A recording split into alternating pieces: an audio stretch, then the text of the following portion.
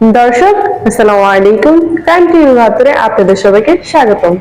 সাথে আছেন মিষ্টি মোহন। এবার বিস্তারিত।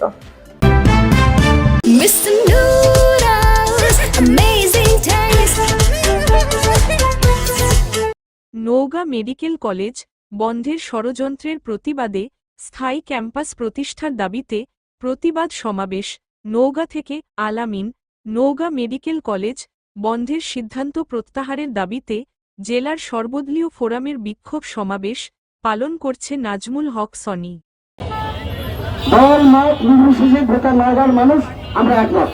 আমরা স্পষ্ট ভাষায় বলতে চাই, এখানে পূর্ববর্তী বক্তারা বলেছেন, নওগাঁ পৌর বিএনপি সভাপতি এইমাত্র যে তথ্য উপস্থাপন করেছেন, সেই তথ্যের ভিত্তিতে বলা যায় যে অন্তর্বর্তীকালীন সরকারের যে সিদ্ধান্ত, এই যে হঠকারী সিদ্ধান্ত, এটা সম্পূর্ণরূপে একটা অন্যায় সিদ্ধান্ত।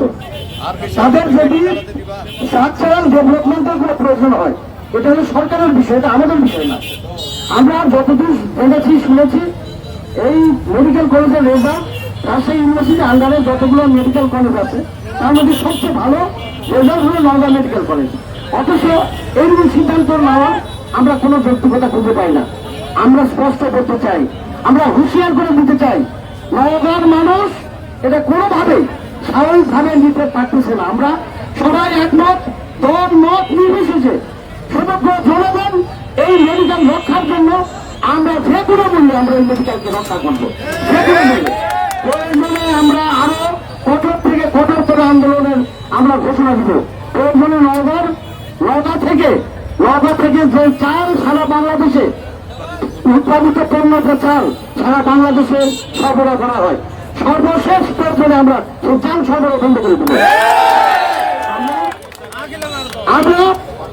আমরা সরকারের কাছে আমরা বিনয়ের সাথে অনুরোধ করতে চাই, আপনারা এই হঠকারী সিদ্ধান্ত থেকে সরে আসুন, দ্রুত এটা ফাইসলা দিন।